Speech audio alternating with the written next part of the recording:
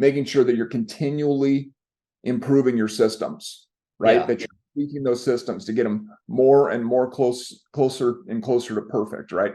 So Right. how do you do that? What are some ways that you really do that with the team?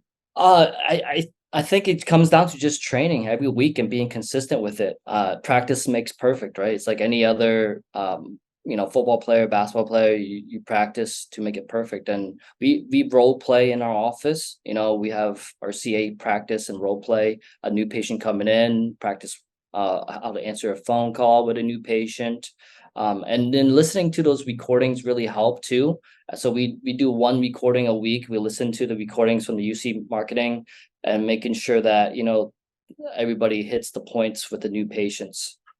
Yeah, absolutely. And that's something that I've found to be really, really helpful with practices over the last few years is getting those call recordings, right? Yeah. It's funny because at first practices are resistant to it, right? A lot of times we'll find that, hey, we'll tell people, hey, we're going to be recording all your new patient phone calls for you. Yeah. And they're like, oh, really? Oh, okay. And it's I almost love like it. you don't want to know, right? You Yeah. don't want to know, that you just want to assume that it's good, Yeah. right? No. No, we love it because it's a great training opportunity. And like you said, it just helps refine, our CAs and just make it perfect. Yeah, And exactly. yeah. And it comes down to accountability, right? And if you Right. don't have that level of pursuit of excellence, right, which is what it's all about, right? You listen to those phone calls, there's nowhere to hide, right? It's like you either did it or you didn't, right? It's Right. literally you're listening to it, right?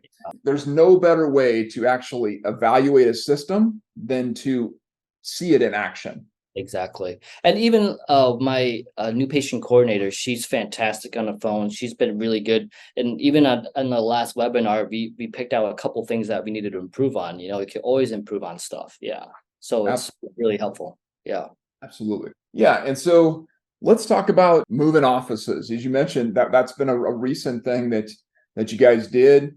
You basically doubled your capacity, right? You doubled your space, Yeah. which has allowed you to grow. So talk about that. Talk about the decision. Talk about kind of what went into that process of finding the right space and moving and all of that went into it, because that obviously that was a big decision. It was kind of a challenge for me because I really wanted to hit 100 million collections in the 835 square foot office.